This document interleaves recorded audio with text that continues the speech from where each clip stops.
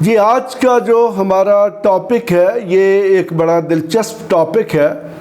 आजकल दुनिया में और ख़ास तौर पर जब हम पाकिस्तान में देखते हैं तो करप्शन का दौरा है और अक्सर ये कहा जाता है, बल्कि मैंने मेजॉरिटी को ये यकीन करते हुए देखा है कि बग़ैर करप्शन के आप तरक्की नहीं कर सकते। तो आज हम इसी इशू को देख रहे हैं कि क्या कामयाबी जो है, हर कामयाबी के पीछे कुछ जुर्म होता है या कामयाबी बग़ैर जुर्म या शॉर्टकट के मुमकिन है कि नहीं है। तो चलिए हम अपना चौथा लेक्चर शुरू करते हैं जो कि success secrets of successful life के हवाले से है। तो चलिए शुरू करते हैं। ये हमारी जी लेक्चर सीरीज़ है, lectures on secrets of successful life. ये मेरा बायो है, ये मेरी कुछ बुक्स के फ़ोटोग्राफ्स हैं आपके सामने। तो ये जी हमारा चौथा लेक्चर है कि is it necessary that there should be a crime behind every success और फॉर्चून। क्या ये ज़रूरी है कि हर कामयाबी के पीछे कुछ जुर्म ही हो या कोई शॉर्टकट हो? इसकी ज़रूरत क्या पड़ी? बेसिकली देखें कि आपने एक सुना होगा, ख़ास तौर पर हमारे जो सुप्रीम कोर्ट ने जजमेंट दी पानामा पेपर में, तो उसमें एक जगह पर ये लिखा गया, ये मारियो पोज़ो का जो नावल है द गॉडफादर, उसमें बाल्ज़क जो है उसका ये एक सेंटेंस लिखा गया है कि behind every great fortune there is a crime, यानी कि हर अजीम किस्मत या कामयाबी के पीछे एक जुर्म होता है। तो इससे लोगों को ये तासुर मिला, यानी कि एक नेगेटिव इम्प्रेशन मिला कि शायद कामयाबी या बहुत बड़ी कामयाबी जो है वो बग़ैर जुर्म, शॉर्टकट्स या इल्लीगल गैर कानूनी ज़राए जो हैं उनके इस्तेमाल के बग़ैर मुमकिन नहीं होती। देखें, मैं इस चीज़ पर बिलीव नहीं करता, क्योंकि मेरा ये व्यू है कि क्राइम जो है, crime is always having a short life. कभी भी जो क्राइम है या क्रिमिनल शख्स है उसको पायदारी या लंबी ज़िंदगी हासिल नहीं देखे होती। यानी कि अगर एक चोर है, एक डाकू है, तो ठीक है, वो 2-4-6 डकैतियाँ करेगा, 2-4-6 चोरियाँ करेगा, तो अल्टीमेटली वो पकड़ा जाएगा और उसको सज़ा होगी और उसका इख्तिताम होगा। अगर आप तारीख़ में देखें तो बहुत से बड़े बड़े डाकू गुज़रे हैं जिन पर बहुत सारी फिल्में भी बनाई गई हैं और उनका तारीख़ में बड़ा मुतज़ाद किस्म का या बड़ा एक मुतफर्रक या फिर डिस्प्यूटेड किस्म का रोल रहा है। तो ये अगर हम इस नुक्ता नज़र से देखें तो ये एक हकीकत है। देखें कि हमेशा पायदारी उसी शख्स को मिलती है जो नेक नीयती के साथ, दयानतदारी के साथ मेहनत करता है। तो इसमें अब आप देखें कि हर जो क्रिमिनल शख्स होता है उसे ये पता होता है कि मैं जुर्म का इर्तिकाब कर रहा हूँ और यकीनन मैं यहाँ पर यह आपको वाज़े तौर पर बता दूँ कि जो क्राइम है या क्रिमिनल लाइफ है, it is just like a flashing of lightning. आपने देखा होगा कि आसमान पर बिजली चमकती है, तो जो बिजली चमकती है वो बड़े मुख्तसर से अरसे के लिए, यानी कि सैकड़ों के हवाले से चमकती है और फिर वो सारा कुछ ठंडा हो जाता है और उसमें बाज़ औक़ात इस बिजली से, आसमानी बिजली से, यानी कि लाइटनिंग से बहुत बड़े बड़े नुकसान भी हो जाते हैं।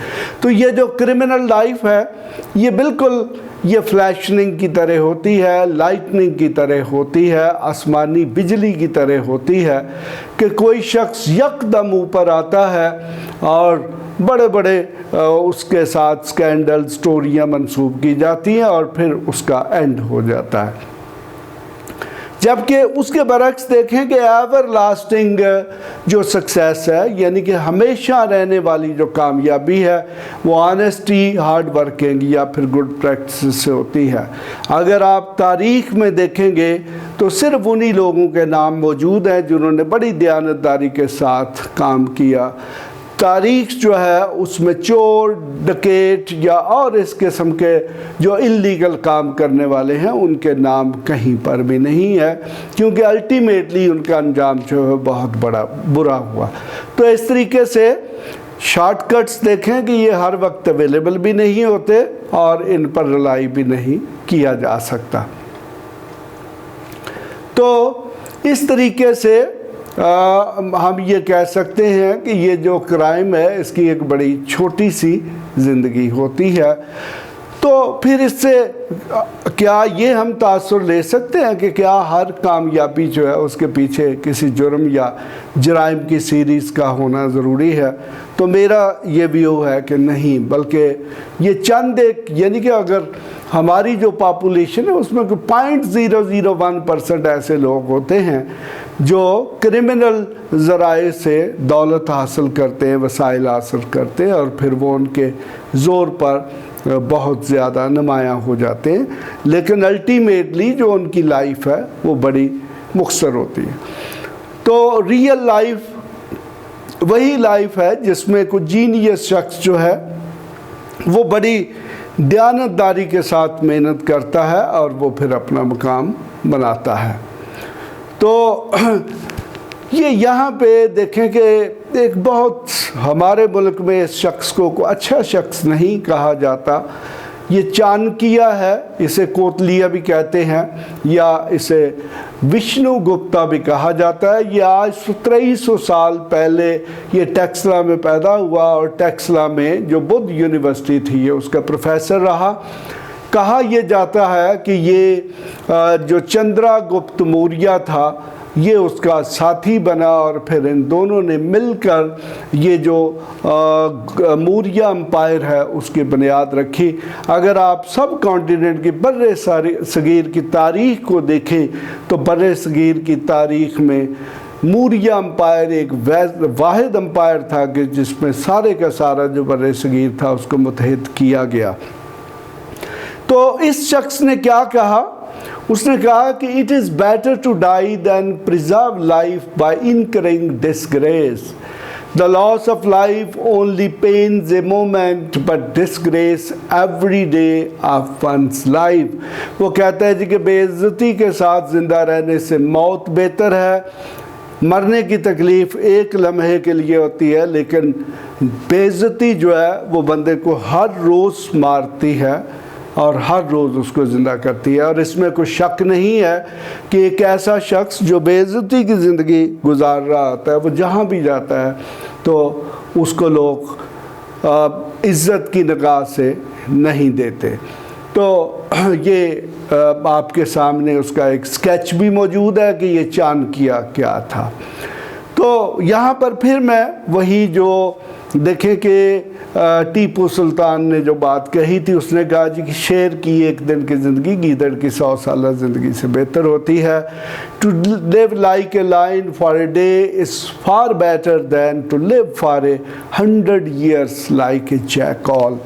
तो यहाँ पर देखें कि अगर हम देखें इन सारे पॉइंट्स ऑफ व्यू की रोशनी में तो करप्ट या बददयानत शख्स जो है उसकी सबसे पहले जो है वो इखलाकी मौत होती है, यानी कि उसके इखलाक का जनाजा निकल जाता है।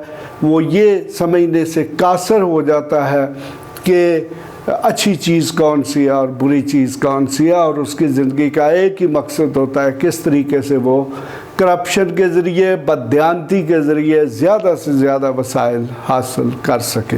लेकिन वो शायद ये चीज़ भूल जाते हैं कि वो जो वसाइल जुल्म और सितम, बददयानती और करप्शन से हासिल कर रहे हैं एक दिन उनको वो सब कुछ यहीं पर छोड़कर जाना पड़ेगा।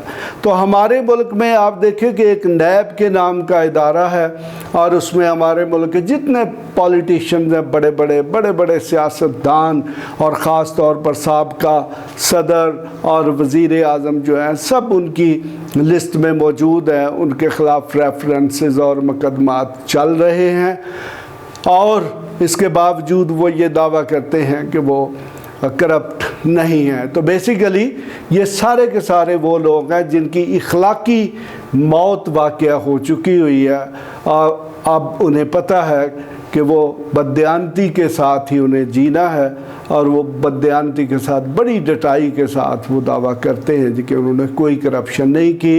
हालांकि करप्शन एक ऐसी चीज़ है कि ये कुछ देखने की ज़रूरत नहीं होती, ये सामने नज़र आ रही होती है कि किसी के बाप दादा के पास क्या था या ये शख्स क्या करता था, सियासत में आने से पहले इसके पास क्या था और सियासत में आने के बाद इसके पास क्या है।